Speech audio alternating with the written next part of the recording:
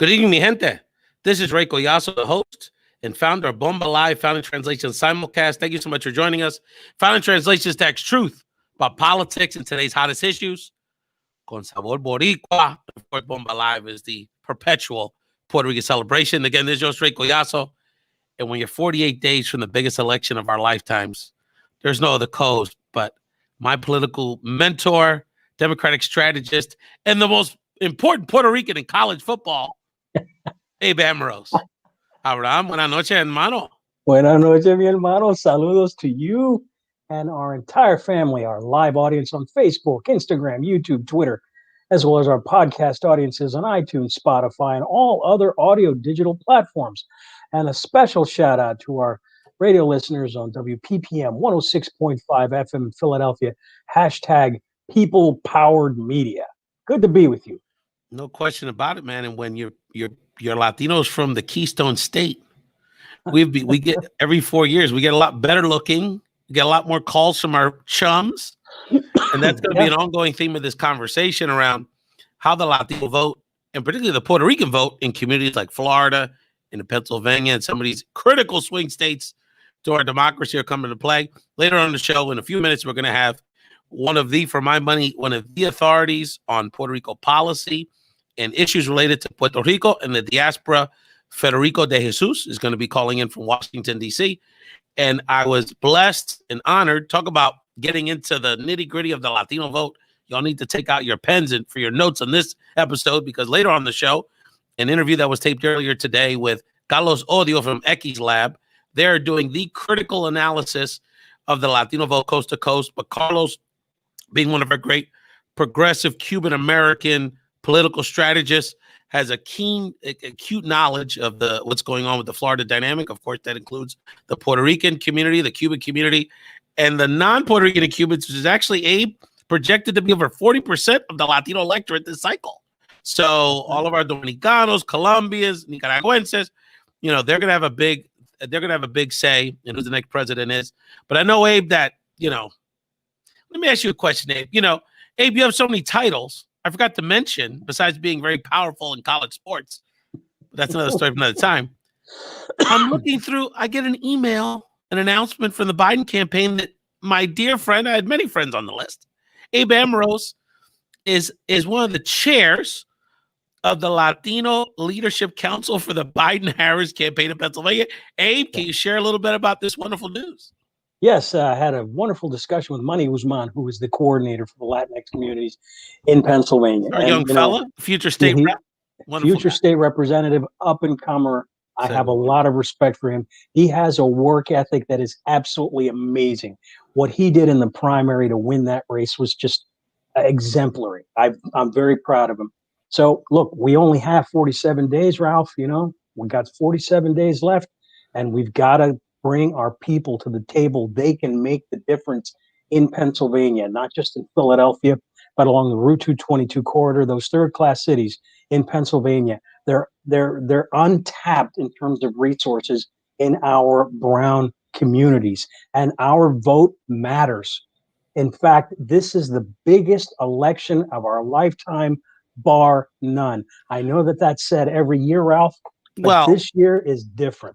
It's not just about the direction of our country. It's about whether we are going to have a democracy or we are leading to an authoritarian state, which we already are on sort of a lightweight level with this administration. And particularly, I think historically, it's going to be seen as the worst of all the terrible actors, besides his president, our shameful Attorney General, William Barr, who is the wild card going into this electoral season. Look, I get texts. I wanted to share something with folks, just kind of overall thoughts at this moment here, as we're 47 days out. I get Texas calls. People see a poll where it's tightening in Florida. They freak out. They're just freaked out about this whole thing, the mess with the Postal Service, the ongoing COVID, how we're going to vote, how we're going to reach out to people in this very difficult time where we have to take care of our health. And, I want people to be grounded in this, is that, look, in a fair fight, Biden wins this. And so the question, but let me finish. Assuming that we do everything we can. Yeah. And so, are there the things that keep me up at night? At the end of the day, isn't about which it could drive you crazy. This sort of emboldened Trump voter that's getting more and more aggressive with their messaging, with their posture, with this ridiculous rally in a Target without a mask. Shooting down peace protesters in Wisconsin. So, it's getting more dangerous out there. It's becoming more volatile, more polarizing. But at the end of the day, there are more of us than them. And so the key to, even with this electoral college that leans to the right, so the key is we have to do everything we can. But of course, the thing that's probably keeping up many of you, which is keep me up, is that the thing to control is to what extent will Trump, which we know he'll do anything, but more concerning, Barr and other people in the federal government will go to manipulate the results of this election. So those are the things that we have to be diligent. We have to be concerned about that and prepare. It may be the 50 million of us have got in the street the day after election day because it's clear it's been stolen. Let's keep it real. Mm-hmm. But at the end of the day, our focus, as you said, Abe, has to be on, instead of sitting around worried about it, every moment you're sitting around worried about it and stressing about it, you can get on a phone call. You can knock on a door. You can visit family. You can make sure your little cousin who just came back from, the military is registered to vote. So, Abe, those that we have to channel that energy into reaching out, because if all of us reach out to our personal networks to assure that people are registered, people fill out their census, and people have a plan to vote and have their voting by election day, we will win this. That's what it's going to take from all of us. Yeah, hermano, tienes razón en todo lo que dijiste ahí. Absolutamente. Bro, let's unpack what you just said. All right. First of all, Bill Barr. Yes, this insidious administration is weaponizing its own government employees against the electorate. They're already setting up a failed narrative that after he loses on November 3rd, it's not going to be a legitimate election. They're already setting up that narrative. Nosotros como Latino, what we have is the ability to control our own destinies by starting with conversations with our families. First thing is to make sure everybody in the family is registered to vote. Then you want to have a plan on election day and getting them to the polls, whether that's a mail-in ballot, an absentee form, early voting. You could do that now. Just call the elections office in your county, find out what the hours are, go in, fill it out, vote, participate. People in your neighborhood, people in your church, the people you see at the bodegas, talk to them. Make sure that they realize how important this election is. We can't afford a single person sitting this out. So we can look at all the polls, we can get excited, pero mira, te voy a decir la verdad, mano, yo no puedo hacer absolutamente nada en términos de lo que está pasando en Florida, pero yo puedo hablar con mi gente aquí en Pensilvania. And if somebody's listening in North Carolina, they could talk to their neighbors in North Carolina, in Michigan, in Wisconsin, in Ohio, in Arizona. We can control our little pockets of influence. And if we take that seriously, then we're going to have a major victory on election day. I am convinced that we can do this, but it has to be an organized, concerted effort. We have to put our backs into it, and we have to take it seriously. We can't have a single person that we care about and love sit this one out, Ralph. Not a single person. That's right. And listen, Abe Amoros, Democratic strategist. Abe, I think one of the things I want to get your take and help our people out there, because look, the reality is, we're political animals. Love this stuff. We were in it when it wasn't even cool. Now, now it's like life or death stuff, right? Literally. But there's a lot of people that don't. And, hey, I don't blame you. There's plenty of things to enjoy your life to not worry about all this stuff, right? At the end of the day. But there's people watching and listening to this right now. I know they're thinking, Abe, said, I'm not a political person. But I do have a cousin, an in-law, a girlfriend down the block. But, they would vote for Biden. They're not going to vote for Trump, but they feel hopeless. They may even feel on some level that the Obama era was a disappointment for whatever reason. They have their reasons to be cynical. Mm-hmm. They're worried about how to vote and with all the dynamics. Give people advice, Abe. Yes. People that are watching this, que tiene ese miedo that to take that step, to have these conversations and have these, fruitful conversations with their neighbors and friends. Yes. What you just described is legitimate and very real. There's a lot of hopelessness out there. So what I say to the community is, don't let your fear paralyze you. Lo que ha hecho este hombre, el presidente de los Estados Unidos, se ha abusado de la comunidad latina en una forma horrible. If we don't do something about it, the abuse will continue. We cannot take this for granted. If Trump gets another 4 years, our communities of color, especially the Latino community, will be decimated. We don't have time to rehash the past. We don't have time to complain about the past. What we have is 47 days of action. If we take that seriously, Joe Biden will win and this nightmare will be over. Don't let that fear paralyze you. Don't let that fear consume you. Cada uno de nosotros odiamos el abuso. Lo que tenemos aquí es un abusador. El abusador en la Casa Blanca. Tenemos que eliminar el abusador en la Casa Blanca. Y lo podemos hacer juntos. And if this gives you any more motivation out there, fam, I want you to understand something. And I don't say this to be alarmist. I'm saying this because one of the things I've been doing the last few months is really thinking about this and studying and reading about how you look at the arc of history. You know, we think about, of our generation, we think about one day Hitler showed up and Germans became Nazis, you know? But there were many years, I was reading something where it took many years for those concentration camps to become places where, you know, either people were taken, but not necessarily all Jewish. Then it became about all Jewish. Then it became about, you know, just imprisoning them. Then eventually they killed them. So what I'm saying is that these are slow, seemingly slow baby steps in this direction. Then you realize how far away you are from the trail, right? Yes. So I want people to understand something. We haven't seen anything yet. If this man gets another 4 years, and who knows, with no accountability, not having to have any electoral, you know, no electoral, worries, with Barr's DOJ. Look at something. What did Barr say this week? He said, I would charge people with sedition if they're part of a violent protest. So what is he setting up? What happens if there's an election that's obviously stolen from us? You go to a protest, 500 people there, somebody throws a bottle at a cop, and all of a sudden 500 people get a felony charge because you were part of a violent protest. Mm-hmm. And I don't say this to be dramatic. I'm saying this to keep it real. And I've said it on the show, and we'll keep saying it. This man wins. At one point in the next 4 years of my life, I will be put in prison. And I think it probably, now, you know, is it to scare me? Is it to put me away forever? Is it to kill me, to hide me? Like they do in other countries, like the way we're going could happen? I'm just letting you know this is how bad it can get. So, you know, take this next 2 months and empower yourself to say, and we're going to talk about a few women that have empowered themselves to be champions of our community, to stand up and take these little steps. Abe, I want to play a clip for you about a woman from our beloved Pennsylvania, actually from the Reading area, a professor at Kutztown University.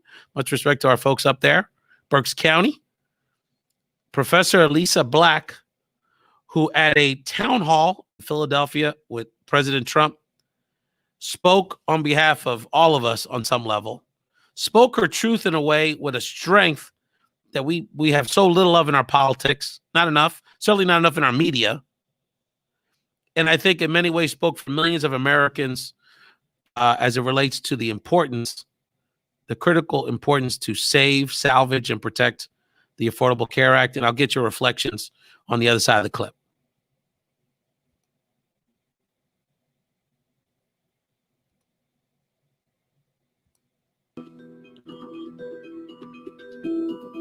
Should pre-existing conditions, which Obamacare brought to fruition, be removed?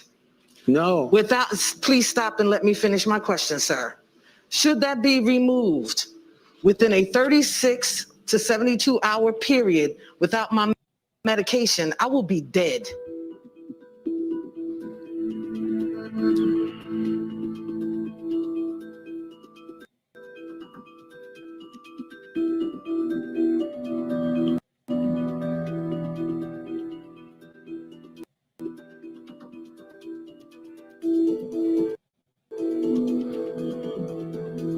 You're trying to strike down the whole law. We have run it really well, but we also have now if you go Department of Labor, our great secretary, as you know, and you know him well, we have other alternatives to Obamacare that are 50% less expensive and that are actually better. It's been 3.5 years. I think that says it all, my friend. Yes, it does. Yes, it does. 3.5 years. Yeah, 3.5 years with no plan, no solution, no alternative, just hateful rhetoric. And the other mistake he made was he interrupted an African-American woman who happens to be a professor. That's a bad combination. Who has a pre-existing condition. With a pre-existing condition. Someone that has absolutely no interest in voting for him again, clearly, after that exchange.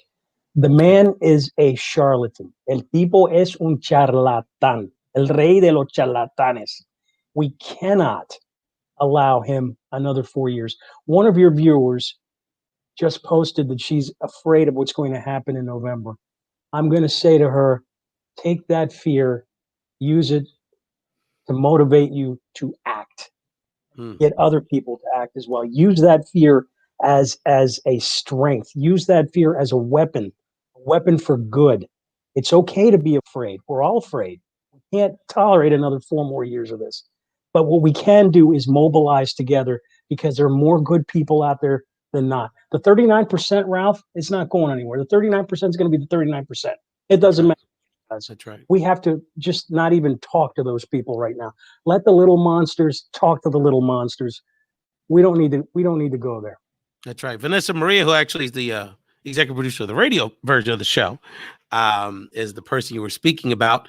And she's saying they're setting the bail of the protesters in Lancaster at $1 million. That, of course, speaks to another questionable, I don't have the young man's name in front of me, but the young Latino man that was killed by the police in questionable circumstances. He was having a mental health breakdown, and the police have treated the protesters very badly out in Lancaster. We're hearing a lot of concerning issues, including, again, $1 million bail. We have Federico DeJesus in the queue. We'll get to Federico in a few minutes. And you're watching and listening to the Bomba Live Found in Translation simulcast. Abe, before we transition into the next segment, I wanted to give another Black female who's standing up for our community her flowers, her recognition, and it speaks to, again, what's at stake for our community in this election. If you're feeling fear, you're feeling uncomfortable getting out of your comfort zone to get involved in politics, I want you to look at this woman for a second. This depiction of her. This is Dawn Wooten. Dawn Wooten is a nurse. She's not a civil rights icon. She's not an elected official. She's a nurse. Dawn Wooten's a nurse in Georgia at the Irvin County Detention Facility that's holding, that's an ICE facility for immigrants that are being held in federal custody. And this quote she said the other day, then just what's right, then just sit there and be part of something inhumane.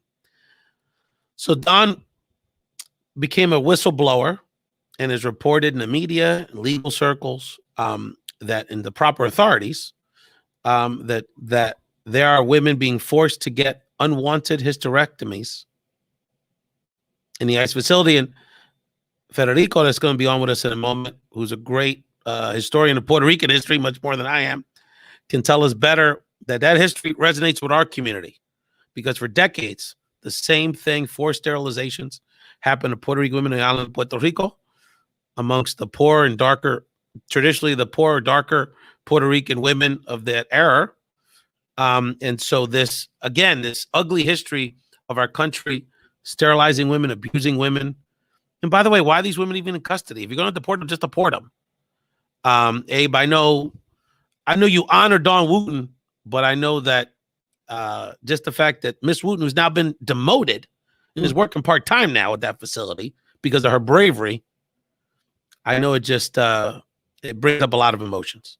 Yes, and there's an old saying, to sin by silence is the worst sin of all.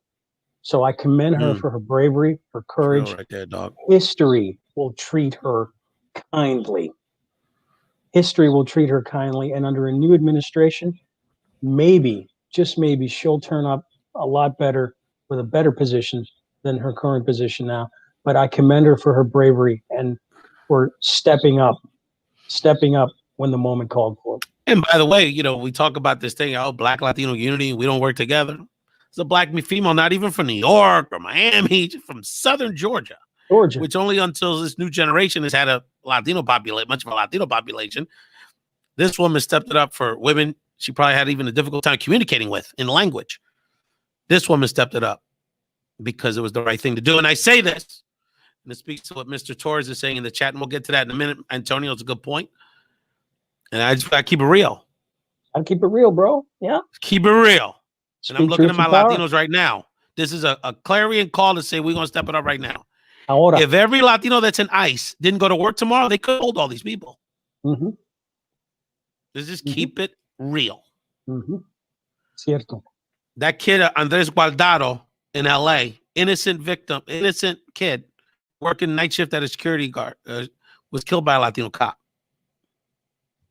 So, you know, we have to hold ourselves accountable first. We're going to lighten up for a second. We're going to transition before we get to Federico DeJesus here on Found Translation Bomba Live simulcast. We're going to lighten up the mood. These wonderful young children, Kaideli Axel, the Puerto Rico YouTube sensations, were on the show a few weeks ago. We're going to play a couple of their hilarious clips. Federico's going to really like that last one because it's got a little political tinge to it. And then we'll bring on our very special guest to talk about Joe Biden, Abe, came out with his Puerto Rico plan and other issues related to the Puerto Rican vote and Puerto Rican community related to these elections. Thank you all so much for watching and listening to the Bomba Live simulcast. Let's check out my young boys here. We'll bring Federico into the mix.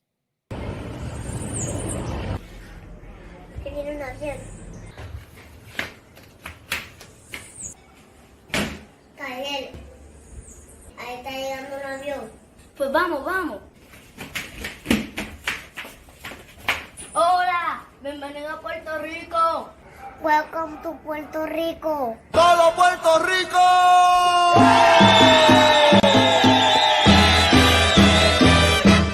A comer pastel, a comer lechón, arroz con cangules y a beber ron. Que venga bolsilla, venga de todo. Y que se chave todo. Turista, bienvenido a Puerto Rico. Tenemos las mejores playas, tenemos buena música y también tenemos buena comida. Y también tenemos coronavirus. Próximo. Superman. ¿Qué tú haces aquí? Para solicitar los chavos de Trump. ¿Tú rendiste planilla el año pasado? ¿Te leíste 100 años de soledad? ¿Qué tiene que ver eso? Ah, se me cayó el sistema. Hello. Perdón. Lugar de nacimiento. Cristón. ¿Dónde queda eso? Por Ponce. Bueno, te va a llegar el depósito entre mañana y junio de 2022. I tell you, those kids, they get me every time.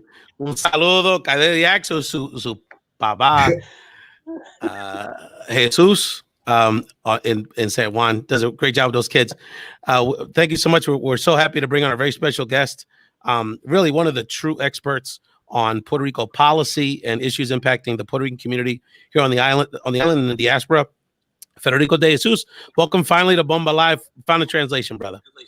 Thank you for having me. It's a pleasure. Thank you. Wonderful. Abe, I know you want to formally introduce him, and then we'll get into this Puerto Rico plan that Vice President Biden released, which we're really excited to discuss.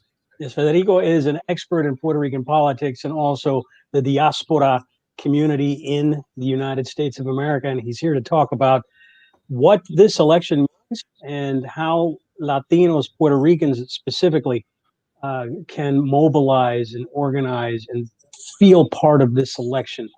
Is really key, really crucial, very important. So, Federico, welcome to the program. Gracias, and gracias, Rafael, for having me. It's a pleasure. Oh, it's a pleasure. So so much to discuss with Federico, but the first thing is, we want to thank you, Federico, first of all, because you and your group of allied coalition partners have been calling on, first of all the candidates during the primary season. We had Frederick Velez on during his sojourn to the Iowa caucuses on this issue earlier in the year.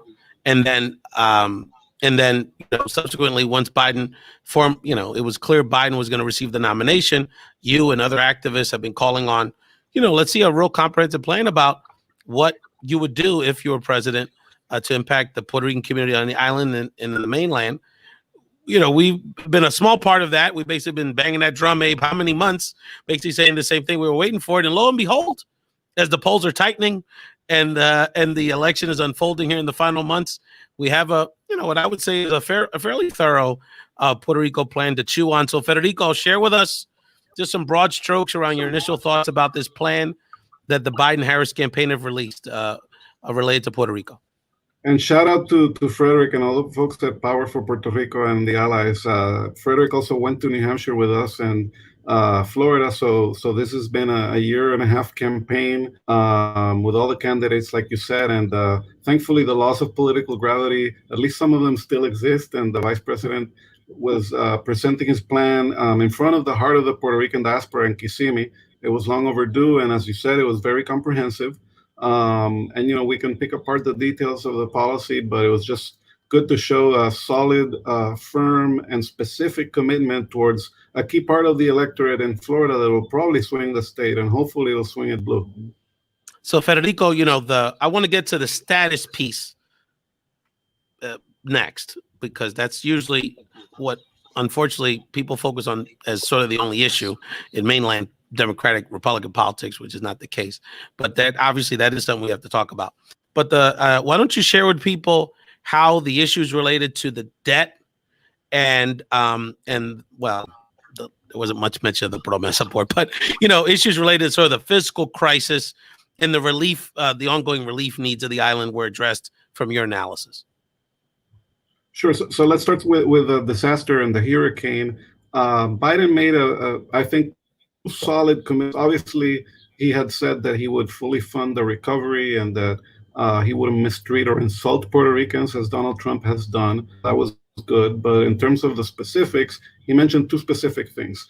He said, aside again from investing in infrastructure and green energy and rebuilding the energy of Puerto Rico that was all battered before and after the hurricane, there's still outages in the island.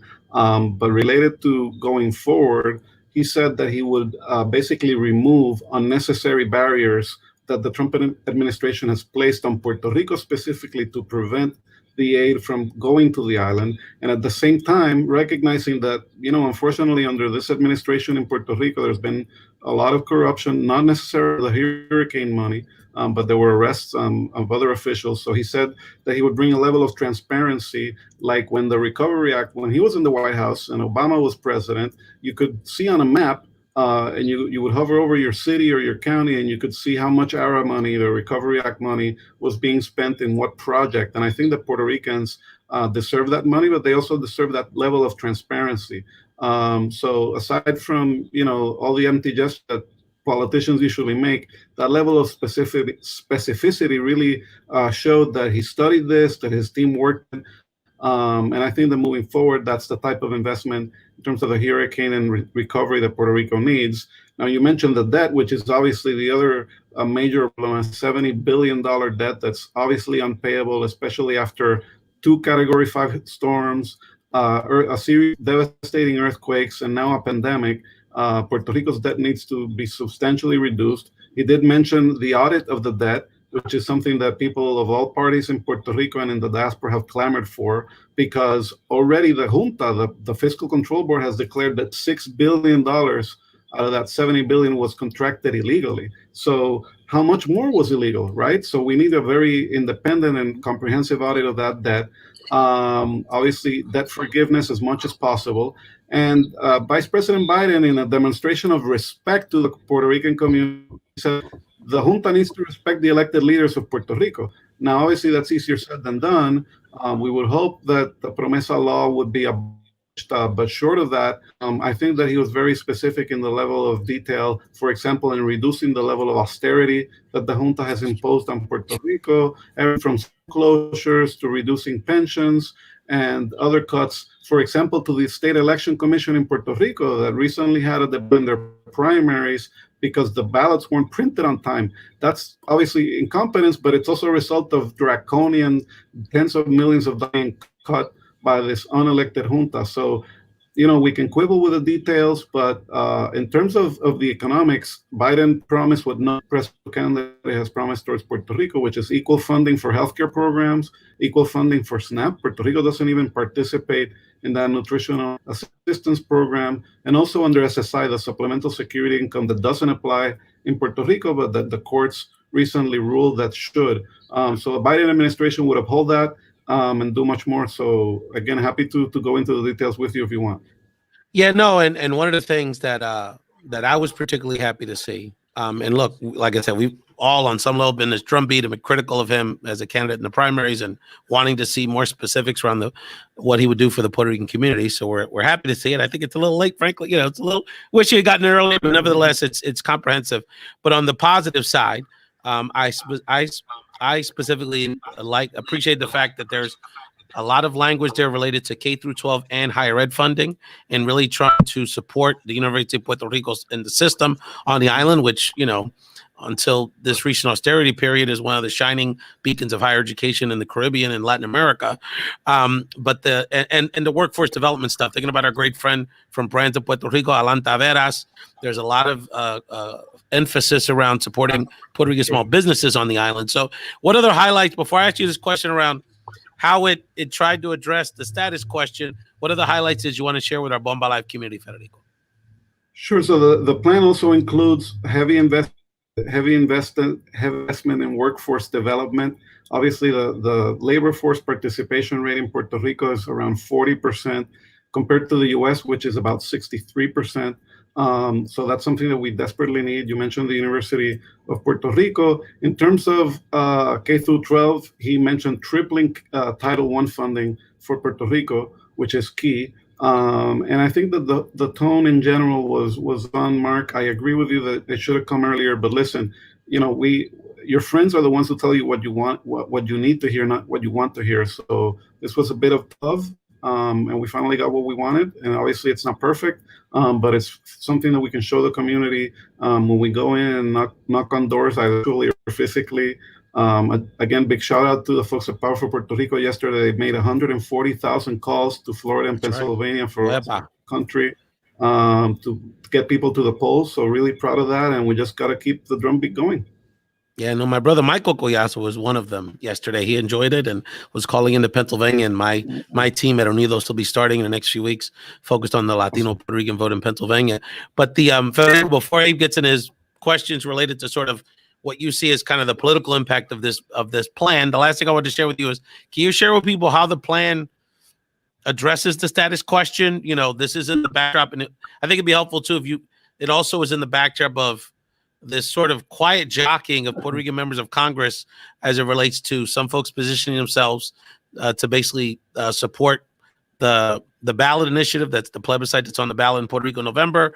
Others, of course, most notably Congresswomen Velasquez and Ocasio-Cortez putting a bill forward that has a different model of determining the next step in the status question. So can you share with us kind of how Biden's plan sort of plays off the current debate going on in Washington with our own Puerto Rican members of Congress? Sure. And, the debate, members of Congress on the pro-statehood side with Darren Soto, Jose Serrano, and others on the pro-statehood side have bills as well. And so I think that what the vice president tried to do was, look, let's have a set of principles that isn't platitudes like we usually hear from presidential candidates. Oh, you guys decide and we'll take care of it. One is a solid commitment. And that's been a bipartisan. That's been a bipartisan rhetorical thing. Let's keep it real. But anyway, yes. Sure. Not everybody is like Trump that says that he doesn't want us and he would trade us for Greenland, obviously. And a second round pick. Yes. That's right. Allen Iverson, if he were still in the NBA, could talk about the draft. But in all seriousness, I think that Biden really struck a good balance in the policy. And I mentioned the policy because bear with me for a second.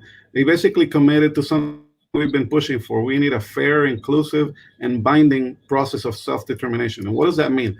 Fair, obviously, nobody can quibble with that. Inclusive, doesn't mean, Hispanics and African Americans and diversity like that. It means diversity of options, because statehood is a very legitimate option, but there's people who want independence, there's people who want more autonomy, and there's people who want to be a state. So why don't we all include the options that people know and have a binding process so that Puerto Ricans don't keep voting unnecessarily, I think, in non-binding beauty contest votes, but actually make an informed decision. And they do vote, the Congress actually implements the result, which is what's been lacking, right? The sovereignty of Puerto Rico is in the US Congress. And so if they don't act, nothing is going to change on the island. Now, that's the policy, and I think it's a correct policy. But when Biden announced it in Kissimmee, he was introduced by Luis Fonsi, and he pulled out his phone saying that, I know that you want to get into that in a second, so I'll pause that.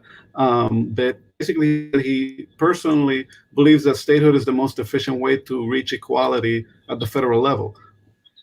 I think that nobody could argue that that's the efficient way. The issue is, what do the people of Puerto Rico want, and how do you get there in a way that's legitimate? Because other referenda held in the island were controversial. Some people say that they weren't, but the fact is that, when 2/3 of the island boycotted the last vote, I think that says something, right? So if people don't feel they were the process and weren't included, the outcome isn't going to be seen as legitimate. So I think that the Biden policy is on the right track.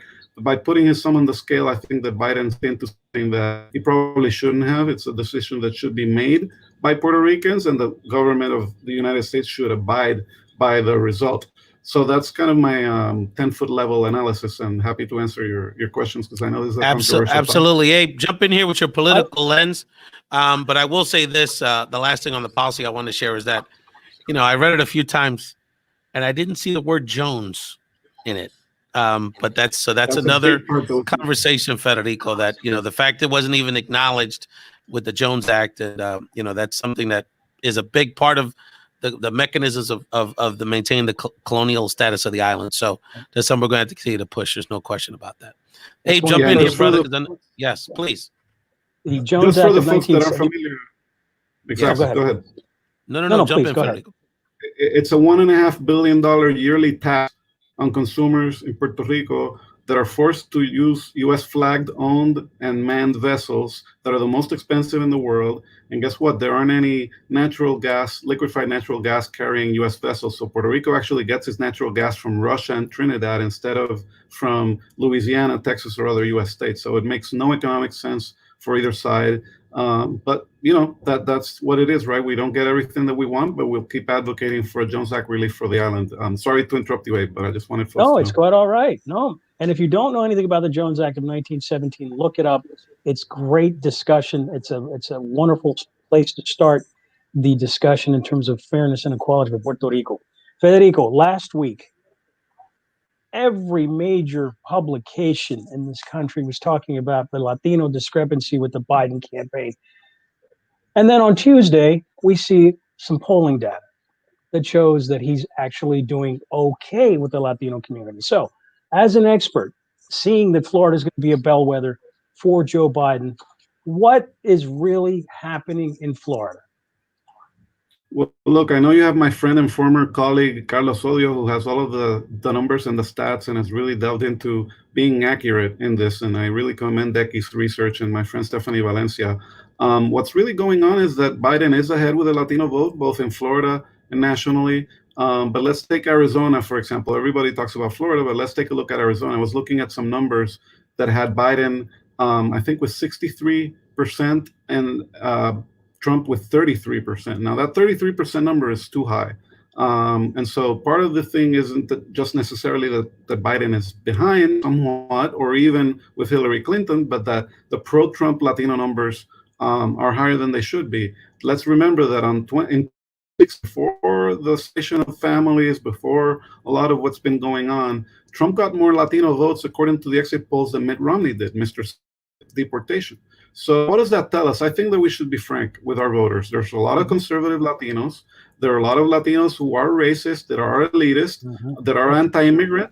And there's an audience for a caudillo, even though they say they're for democracy in Cuba, Venezuela, and Central America and other places. The fact is, deep down, and Carlos has mentioned this on Twitter, and I'm sure that he has more evidence and data, but people like a caudillo. So all of that, plus the fact that unfortunately Democrats have been too late to the game, with honorable exceptions like the former mayor of Tallahassee, Gill, who's been ringing the alarm bell about all this information about Democrats being communist and bringing in a socialist debacle, all of this law and order nonsense that we're hearing. Well, unfortunately, that's had an impact on Latinos, and that disinformation hasn't been countered early enough. But I think that Biden understood. Obviously, it was a wake-up call when all these polls started. There was another poll from Monmouth that had Trump ahead of Biden in Florida among Latinos that have Biden ahead. And I think that it's all about the margins and turnout, right? Unlike Hillary, I think that Biden does have more support among white males in certain areas, but that shouldn't be a strategy that ignores the Puerto Ricans, the Cubans, and other Central Americans. I think that Biden has work to do. I'm glad that Ricky Martin and Luis Fonsi and Bad Bunny and Alejandro Fernandez and Eva Longoria are all on board. I'm seeing more investment, not just from the campaign, but from Chuck Rocha's Nuestro Futuro PAC, which put out an ad. So hopefully this ramp will have an effect, and we'll get out our folks, because, you know, this is the election. I mean, we say this every 4 years, but there has been no precedent that has attacked Latinos, Boricuas, and all of Hispanics as much as Donald Trump. And we need to hammer out that message, both on the economics, not just on immigration in Puerto Rico, on COVID and healthcare. This administration has a lawsuit that would take away the Obamacare, which gave 20 million more Americans healthcare, including Latinos. So I think that this is too much of a high for us to sit out, and I'm glad that programs like yours are out there educating our folks. In a nutshell, and after I read the 6-page document from the Biden-Harris campaign, I came away with one word: respect. He actually respects the Puerto Rican community. He actually respects the Latino community. He sees our value. He sees that we're part of the social fabric, and he understands that we're not going anywhere. To your point on the Monmouth University poll, it's a small sample. One of the criticisms that I saw was that it only had about 440 participants in it. So we have to take those polls with a grain of salt. That could have been an outlier. And to your other point, Federico, which is really important, for some reason, some of our Latino men, and I'm talking to the Latino men, like a strongman argument. They think that a tough guy embodies strength. No, a tough guy lacks self-esteem. A tough guy lacks respect.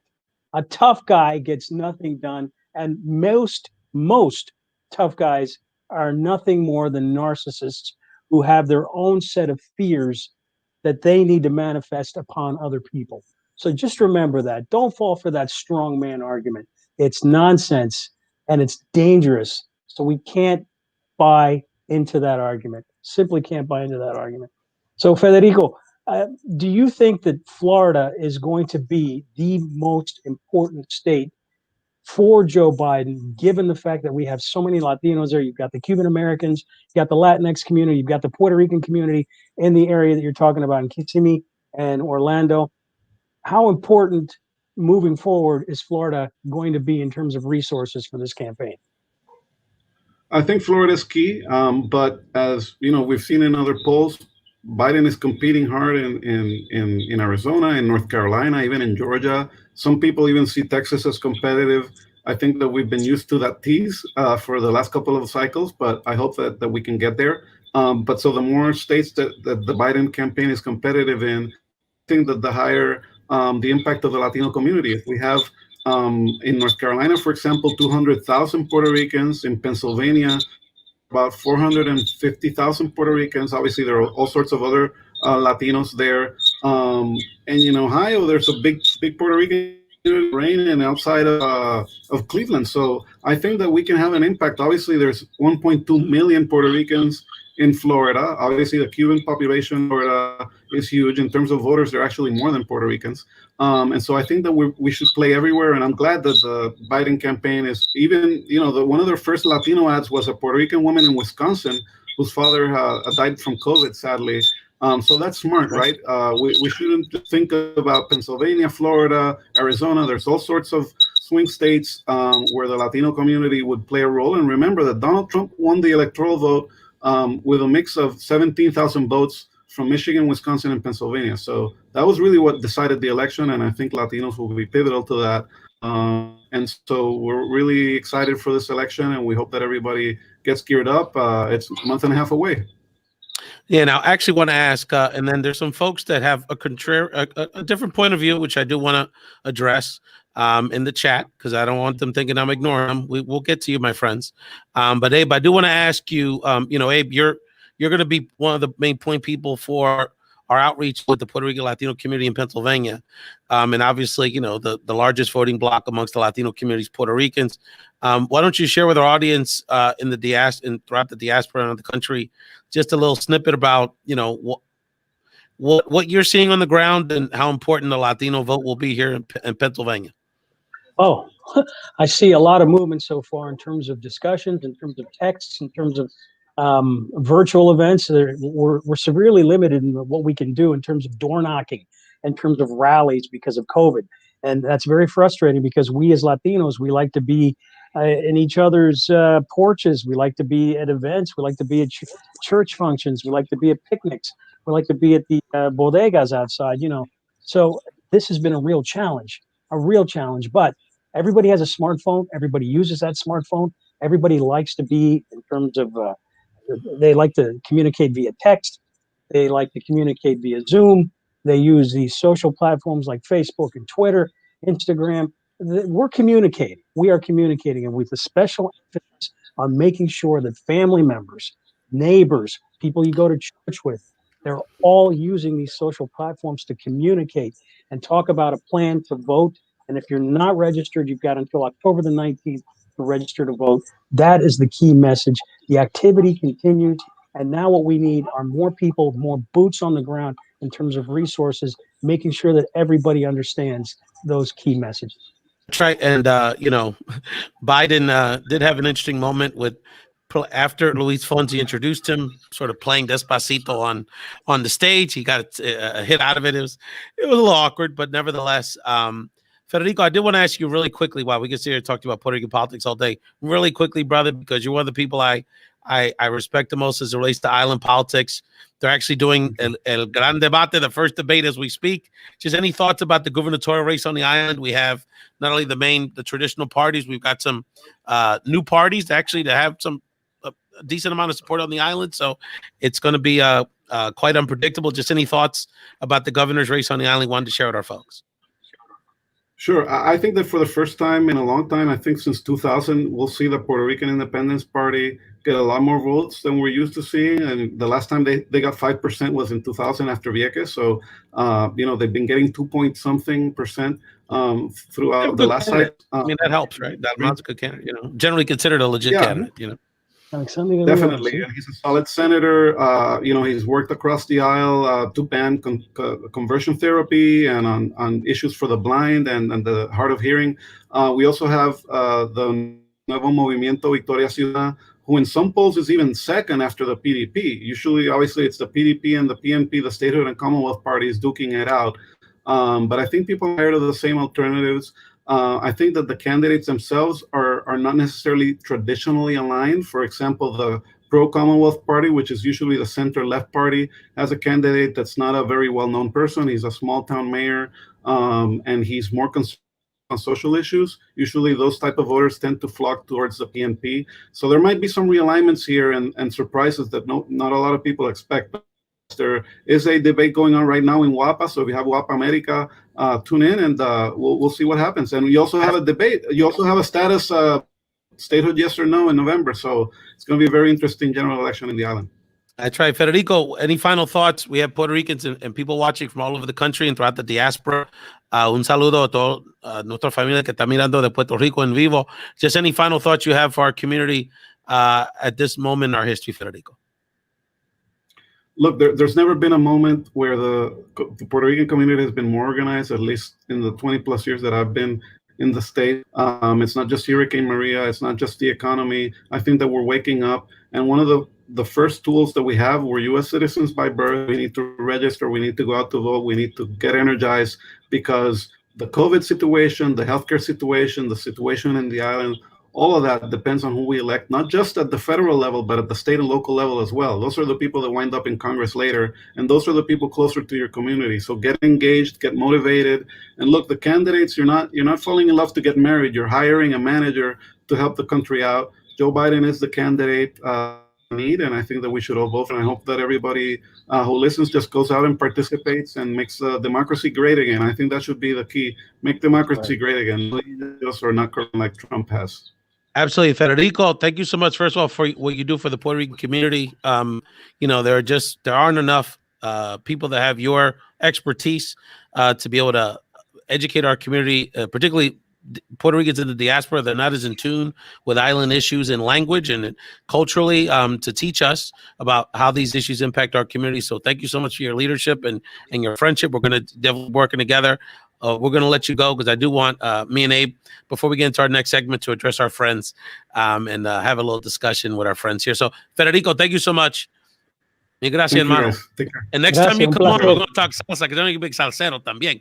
So I want to have the Papo Luca, Eddie Palmieri debate, but we'll save that for another time. We'll save that for another night. Take care. Hablamos, Federico. So, one of the reasons, Abe, it's so wonderful to have this show, it's such a blessing, is that I love introducing people like Federico to our community. Yeah. I don't think enough of us realize we have Puerto Ricans that capacidad and all these different genres. Obviously, we're focused on the politics, but in the sciences and these intellectual people that care about our community are down people. So we don't got to all agree about everything. And I want to get to our friends in the chat in a second, but it is about,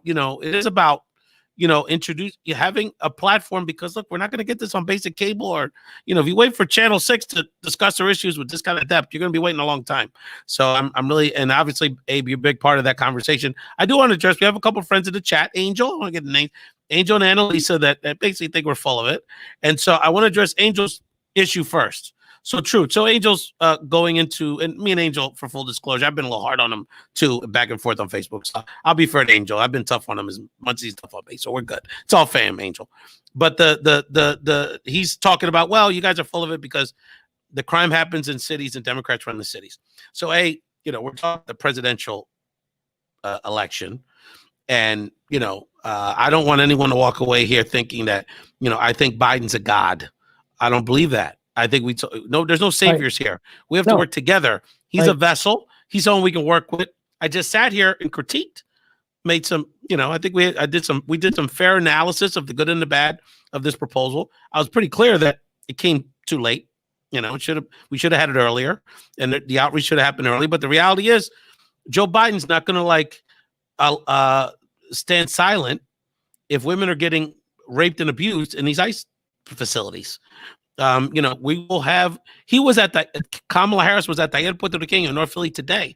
We may not end up agreeing with her on everything, but these are people that we'll have a door to have a discussion with about the issues impacting our community. So in terms of cities, Angels, we can have that debate. You want to talk about working to change elected officials? The Working Family Party, brother, just elected a city council person. So if you want to change the dynamics of the Democratic Party in Philadelphia or wherever you live, I think you live in Philly, you should get involved and do that. Correct. As a Republican, whatever, you should do that. So and the bottom line with the big city issue that Trump is using to distract people from the fact that probably over 100,000 people died unnecessarily because of incompetence management of COVID, is that crime goes up, generally speaking, when the economy goes down. Right. So the economy went down because of his mismanagement, and crime is going up. And by the way, not in every city evenly. So there's management happening to different levels in different cities. Abe, why don't you talk to Annalisa's question? Again, I ain't doing this to be mad at y'all, but y'all coming at me, so we're gonna have a discussion. So that's the answer. That's my answer to that, bro. You want to organize Republicans to run for city council, and you should do that. You should absolutely do that. That's what people do. It's called organizing. So to Anna's point, Anna's saying basically that she believes what Trump is saying and said on the clip, that he has a better healthcare plan. Anna, there is no plan. You can Google it. Mama, and I'm not trying to be mean to you. There's no plan. You have to have plans, very sophisticated plans about what a healthcare plan would look like. And in fact, he is actually taking a lawsuit to the Supreme Court to get rid of Obamacare completely with no replacement. So if that bill, which he put in to get rid of Obamacare a few years ago, had passed, if McCain, Descanse en paz, had voted to get rid of Obamacare, at that moment, because there was no replacement bill in that bill, no replacement, all these people would have kicked up the rolls, and all those millions of people lost their health care. People would have died. So if the Supreme Court decision goes the other way, that's what's going to happen. So there's no plan.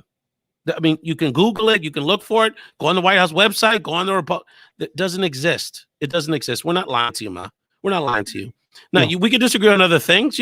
Abe, right? It's not about being against Republicans. Look, I'm going to be with the Lincoln Project people in 2 weeks.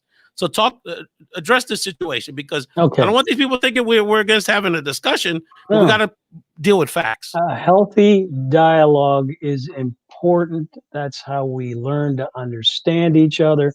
That's how we can get along, as long as we do it in a civil fashion. We're not calling each other out, calling each other names. And speaking of which, this is one of the reasons why Trump is just a disaster, because he slides into that despicable mode of name calling, of lying. He is a pathological liar that is not disputable. It's not disputable. On the argument of inner cities, we have a lot of issues with poverty and a lack of opportunity. That's not just in brown and black communities, but poor white communities as well. Let's be honest about that, okay? What Trump is doing is he's blowing a dog whistle. And that dog whistle is aimed at blue states with cities the size of Philadelphia, with black the size people. of Harrisburg, with the a lot size of of black people in Lancaster. them. That's right, with a lot of black people, because what he does is he divides. He intentionally plays on people's fears, That's right. their hatred, and their intolerance. That is despicable. Forget politics for a minute. In my opinion, he fails abominably as a human being. ¿Qué clase de persona existe para dividirnos? ¿Qué clase de persona? And that, Una persona diabólica, en mi opinión. That's right. And that's, look, there's some people, and there's some people now that'll say, I don't really care if he's a good person, because I think he's good for the economy. For whatever reason, you think he's good at something. It's not. But this is the problem. And I want people to understand, this is the problem with that thinking, is that when it comes, because this is about public service, this is about running a casino, which, by the way, he was horrible at too. Yeah. They all failed. I mean, it's the easiest business in the world to have. You roll it out and people pay you. So he's a horrible manager with everything. And then but when it comes down, when people, honestly, when he doesn't care about other people, just cares about himself, you may think he's a genius, fine. But when it comes down to it, like COVID, when it was about, okay, I got to forget about my politics and be straight with people and deal with this, he decided, no, what's easier for me is just to kind of play people along and not tell people really the truth. So that's what it comes down to. It's public service. And again, hey, we were Republicans. My dad, I mean, it's all, I'm going to be with Republicans too. It's all good. We can have those discussions and we can have legitimate, disagreements. Look, I don't think the deficit should be this much. So, I mean, there's a lot of areas of agreement, but we got to be real about it, fam. And let's keep talking about it. And I encourage our folks that disagree with us, organize people around your vision. And we can continue these conversations. Abe, I want to play for us a great interview I did earlier with a fantastic pollster and political operative, Carlos Odio. Any final thoughts before we get to this interview to wrap up the show with Carlos? Yes, use that fear and that anger to mobilize. Use it as a strength. You can do it. Abe, you're a good man, brother. Let's listen to Carlos. I will come back at the end of the interview because I want to do a special dedication to who this episode is. We lost a member of the Bomba Life family. So I want to give them some love at the end of this episode and play a song in their honor at the end of the show. So I'll be back in about 15 minutes. Enjoy this great conversation with Carlos Odio around the Latino vote around the country and in Florida, Pennsylvania, all these fun things. Hey, great talking to you, brother. Likewise. What is the We Are Penn State? Is that what y'all talk? Nittany Lions. That's right. The Nittany Lions. Keep roaring, Lions. Yeah, that's right. Big Ten. Here we come. God bless you, brother. Have a good one. Amen.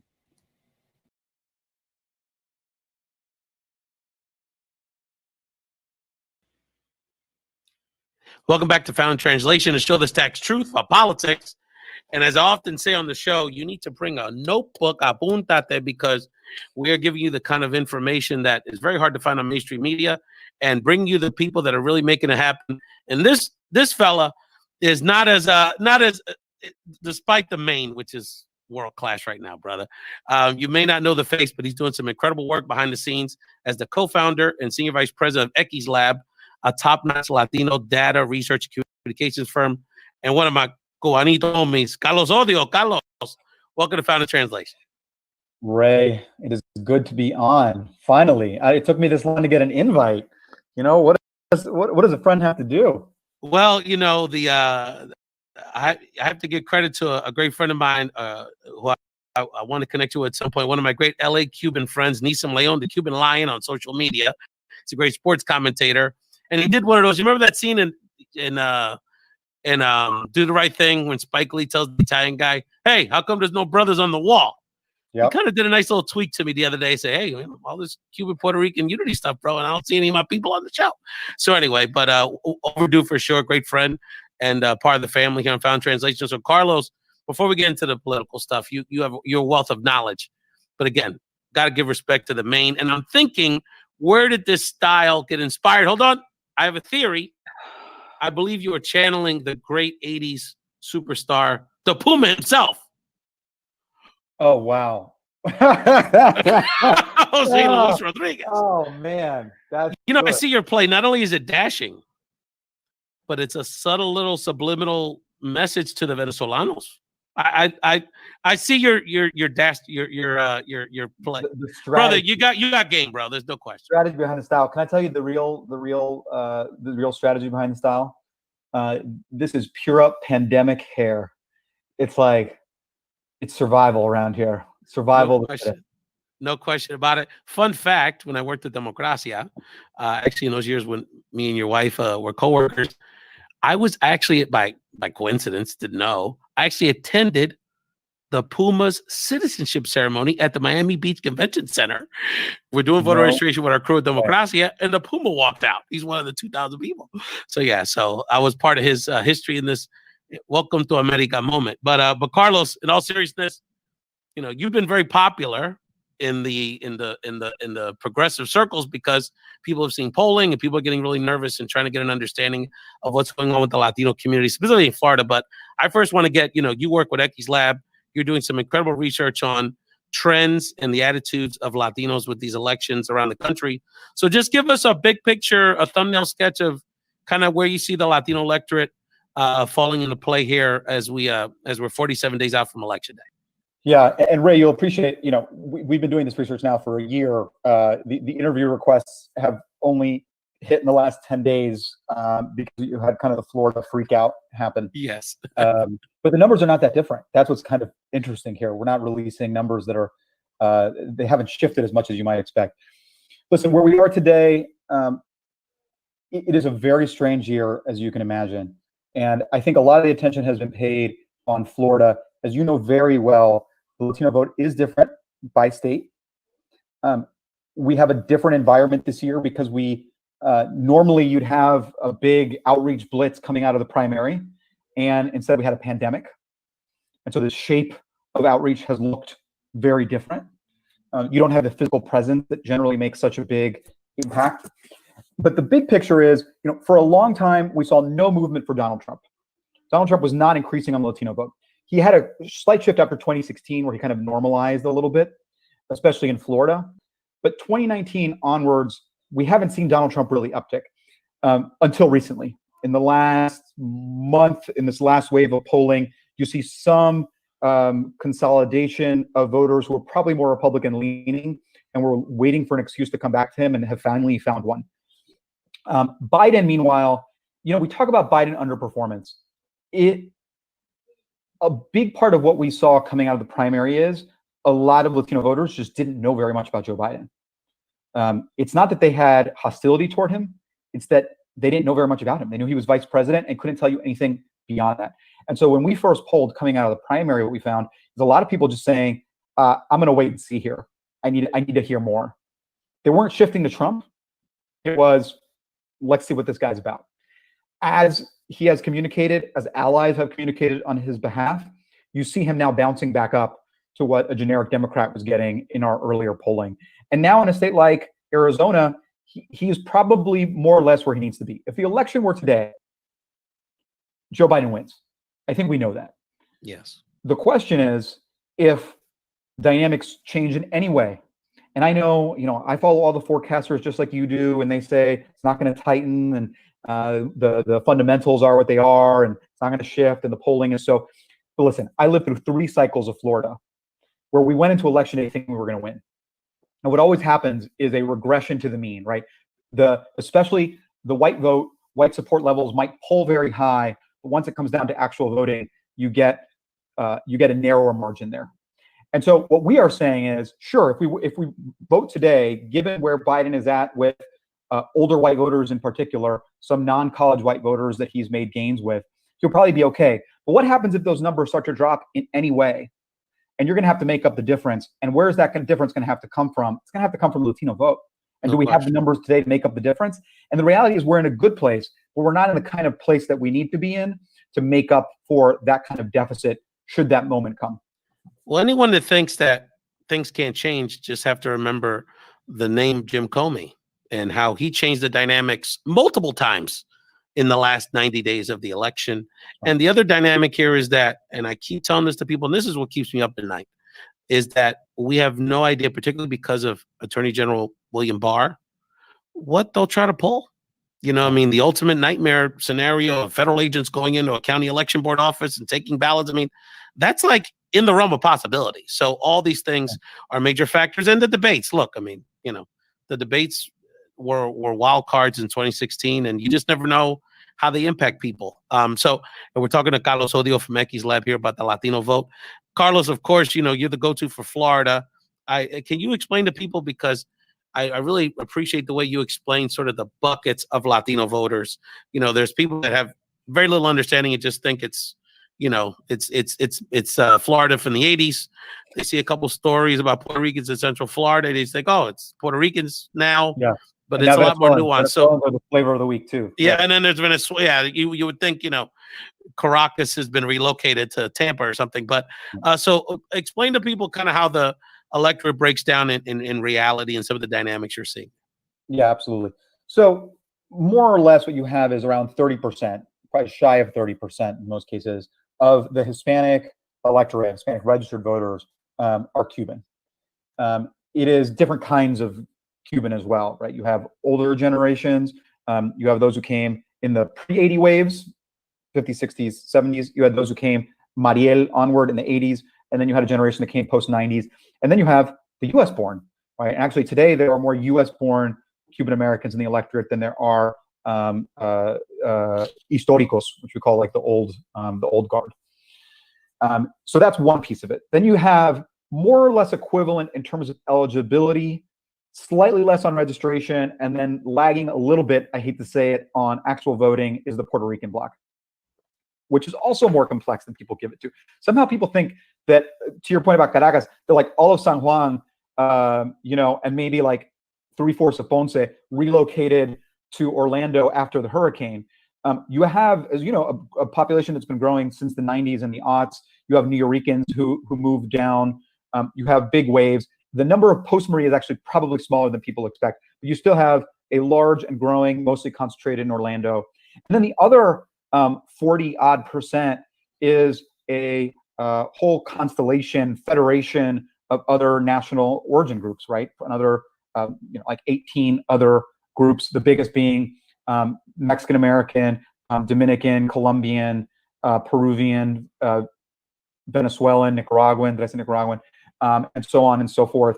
And a lot of that's in Miami, but it's also scattered throughout the state. That group gets a lot less attention. You would think it's all Cuban and Puerto Rican. That's right. The reality is the vote that probably isn't going to end up making the difference because the margins are kind of fluid, because they haven't been, campaigns haven't been competing as much for their vote, is these little groups scattered throughout the state that when you add it up, makes a big difference in a state like Florida, where Rick Scott won by 10,000 votes in 2018.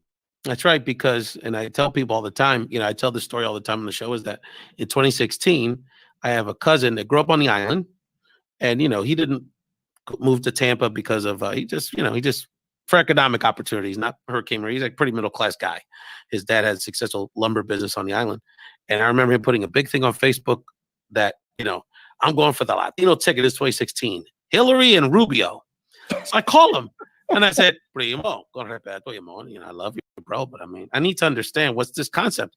But it made a lot of sense. He said, "Look, I'm statehood on Puerto Rico. That's the party that's aligned with Rubio when he ran for his primary. Rubio spent a lot of time on the island, speaks Spanish, Cuban, culturally very similar. I saw him in an event. He was cool, was friendly with everybody, no problem. I come here, Pulse nightclub. I see him on Spanish TV. Yeah. I don't even know who the white guy is running against. I can't even think of his name. Murphy was an Irish name. The guy from Palm Beach. Murphy. So what do you want me to do?" And I said, "You know what? That makes a lot of sense." And so then the other dynamic, and I don't know if you've seen this in the polling, is my theory, is that the more Puerto Ricans that are coming from the island under these circumstances, you could argue the Puerto Rican electorate gets more conservative, because the dynamic between the New Yorkers, which tend to be very democratic and kind of traditional New Yorkers, and Northeasterners, like my cousins that grew up in Philadelphia and I live in Volusia County, the dynamic in Puerto Rico, the evangelicals and island politics, and it gets very complicated. What are your takeaways then? I mean, it's 47 days, but what should we know about the rest of the group? Because that is a large group. They're coming from all over, all kind of history. Some of them historically kind of have the Cuban story in a sense, the Venezuelan, some of the Central American groups, families that left wing, dictatorships, whatever. And then other people that have more, like Dominicans or other South American groups have more of a traditional, leave for economic reasons thing. So what are the dynamics how do we decipher this in the next few months to understand and engage them? And Ray, I mean, to go back to the Rick Scott piece and the Rubio, I think this is relevant too. I got in a debate with a friend after 2018 because he said about Rick Scott, it was irrational to him that any Puerto Rican voter in Florida would vote for Rick Scott. And, I could see that argument because obviously I'm more aligned. Clearly, I'm very much a Democrat. I'm aligned on the progressive value set. But was it really irrational when you think of the effort that Rick Scott gave in for a Puerto Rican voter to take away the message that when it came time to fighting for Puerto Rico, if that's what you care about, if what you care about is this person going to fight for funding for Puerto Rico and is going to keep the Puerto Rican community in mind as they're making decisions? Was it irrational for somebody to come to that conclusion when they saw Rick Scott go down to Puerto Rico something like 8 times? That's right. And that's where campaigning and outreach matters. And by the way, Senator Nelson ran a horrific campaign across the board. I mean, not just for the Latino piece, but it was, especially poor with Latinos. Rick Scott clearly ran a better one. I'm going to put it in those terms. Okay. And Republicans in general have understood kind of this piece of it. It's not just about the policy propositions, but it's about showing up.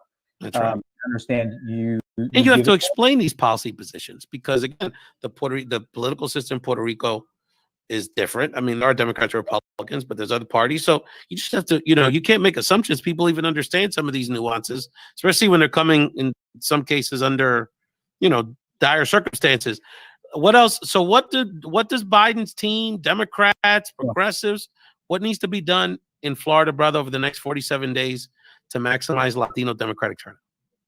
Yeah, and so much of, I will say, I think Biden's actually in a good place today when it comes to the Cuban vote and just needs to lock it down and play a little of the defense and maximize what he can get from the under 50 crowd, from the U.S.-born crowd. A lot of the growth is with the Puerto Rican vote and this other category, broader Latin American vote. I think that's where he can really push the margins in a real way. And that means you're competing like hell in Miami. You cannot give up an inch. I mean, that's part of this, right?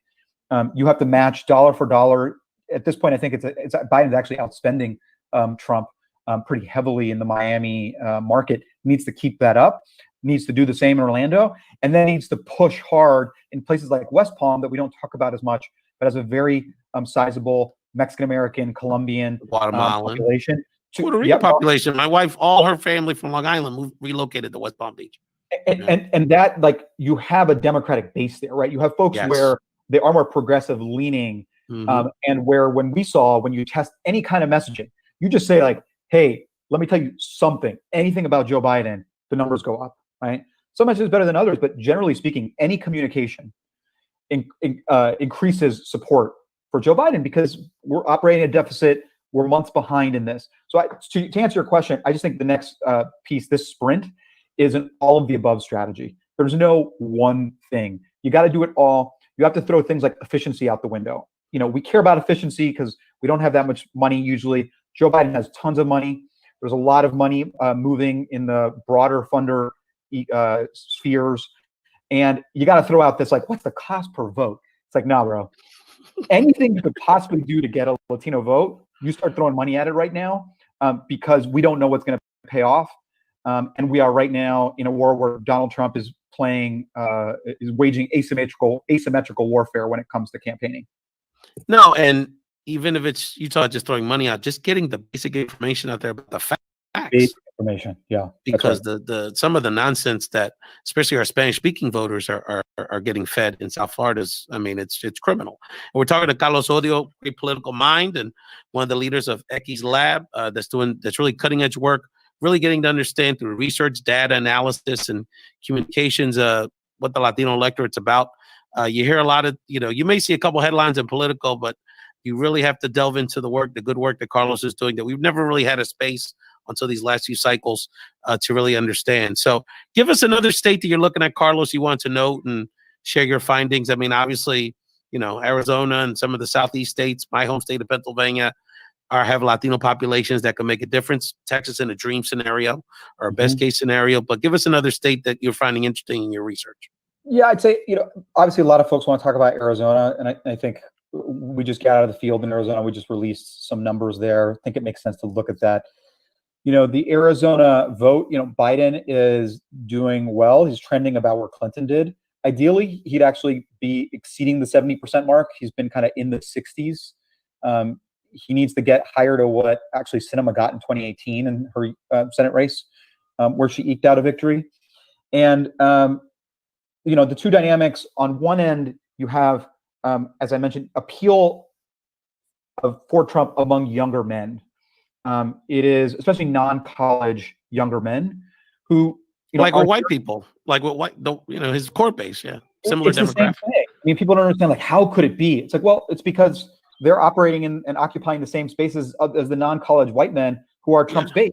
They're getting the same news. They're consuming the same media. They're on the same Facebook. They work on the same construction sites with these white guys. They're cops with these white guys. They're in ICE. They're in the military. Let's keep it real. And so some of that spills over, right?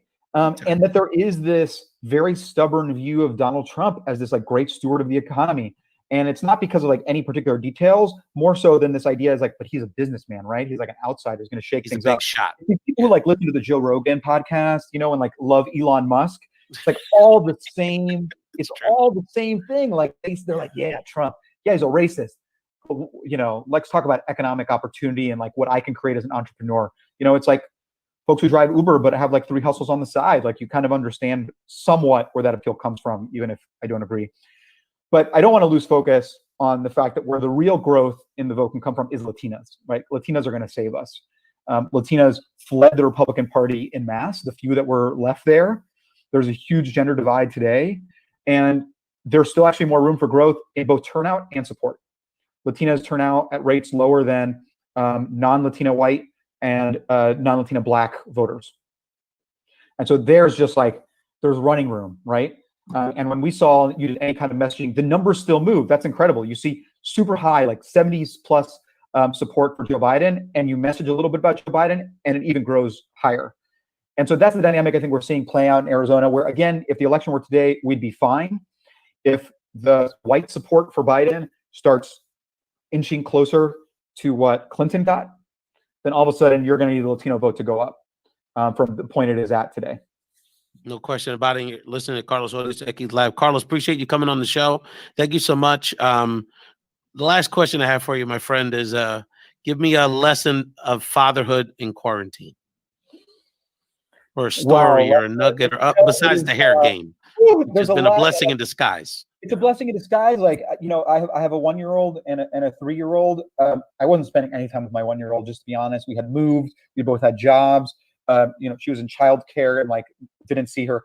it was truly a blessing that I got to spend as much time with her and got to like know this baby that I hadn't gotten to know before. But my biggest takeaway is just, if I didn't know it before, like the role and importance of our support systems, because when we lost it is when you really become grateful for it. When we had no childcare, no daycare, when the grandparents couldn't come over, two parents with jobs, you're just really grateful for the support system that you can have in, and having the partnership that we had is the only way we were able to survive it.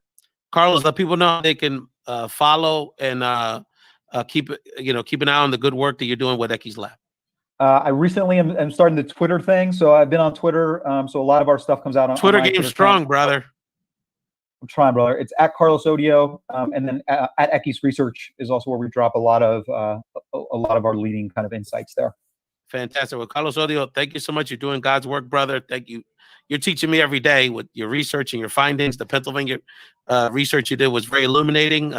Confirmed a lot of things we're seeing on the ground, but really gave us some great insights for the good groundwork that we're doing day to day. And you and your family mean a lot to me. Always been very supportive of me and the Found in Translation journey. So we'll see each other on the trail, my friend. Sam, congrats for all the success. Happy to see the podcast, and finally happy to be on with you. Appreciate you, brother. Thanks so much. Learned it all from you, Ray, in the old days of Democracia. So thanks. No doubt. Appreciate you, brother.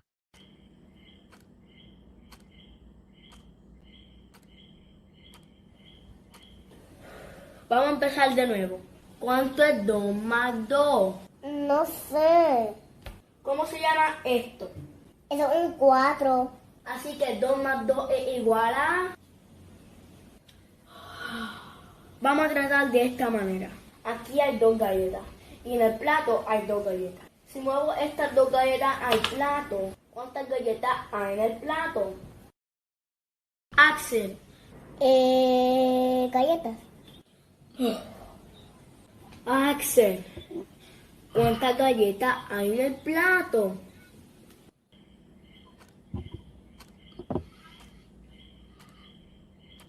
¿Ese plato no tiene nada? I tell you, thank you so much, Carlos Odio from Ecky's Lab. I mean, y'all get a PhD on the Latino vote here on Found in Translation Bomba Live. I mean, there's some great information only you can find on our programming here at Bomba Live Found in Translation simulcast. And thank our earlier guest, my co-host, of course, Abe Amoros, bringing down the Pennsylvania dynamics and his political analysis, as well as Federico DeJesus, really our go-to for Puerto Rico policy and issues impacting the island of Puerto Rico from a policy and political perspective. So we've had a great episode. I wanted to end the show by really letting people know that this show was in honor of one of my tios that unfortunately passed away this week. We dedicate this episode to Don William Negron. William Negron was un jíbaro de verdad from Utuado, Puerto Rico, a real Puerto Rican who raised his family in Philadelphia. My titi, Elizabeth Negron, and his children, Michelle and Billy, and their wonderful grandchildren, and very close to me. I grew up in a relatively small nuclear family in Philadelphia with my family, my parents, my one set of grandparents, and Titi Betty and her husband, Don William. So Don William was a good man, worked till he contracted cancer about 6 months ago in his mid-70s, was still working at the airport, just had those real traditional family values, played and just was someone that, played in the church choir probably 60 years and played in traditional Puerto Rican folkloric groups in Philadelphia, and just was a man that walked with God, was very kind, always there for his family, just solid as a rock, just someone that had those real traditional roots that kept us with his culture, with his spiritual values, his cultural values with music, kept us grounded in our culture. So Don William, descanse en paz, and we're going to miss you so much. And then, my small way of honoring him at the end of this program is he was a great cuatrista, the Puerto Rican four-stringed guitar. Was a great cuatro player, great musician, and someone that's actually going to be on the show to continue that tradition. Fabiola Mendez, a great the next generation of Puerto Rican folkloric musicians, is actually going to be on the show to talk about her music as a cuatro player and a musician and an artist. And she's got a virtual concert coming up that fuses folkloric Puerto Rican music with jazz and other really interesting rhythms. So we're going to play a song of hers, which I think is very appropriate to honor my tío, Don William Negron, who just recently passed away. So this is Fabiola Mendez, a video of hers, Soñando con Puerto Rico. And enjoy the music from Fabiola and her band. And say a little prayer for the Negron family. And enjoy the rest of your weekend here. And again, I know y'all are stressing, but the best way to relieve that stress is to take action and take some control of what we control in the next 47 days and understand that we are all here to support each other. Thank you so much. Bomba Live, Final Translation Familia. Rest in peace, Don William, and enjoy this performance from Fabiola Mendez.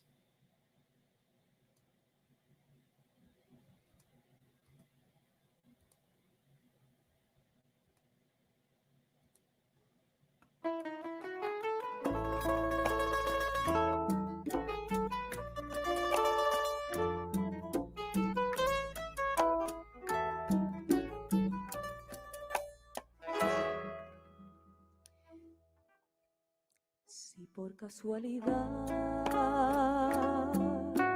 duermes y sueñas que te acaricia la brisa y sientes que el rocío mañanero besa tiernamente tu mejilla y el aroma del café te hace cosquillas, seguro sueñas que estás en Puerto Rico. Si por casualidad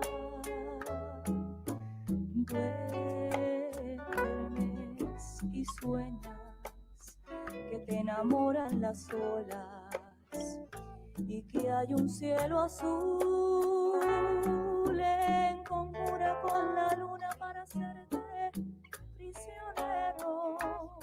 No lo digo porque es la tierra que quiero. Seguro sueñas que estás en Puerto Rico.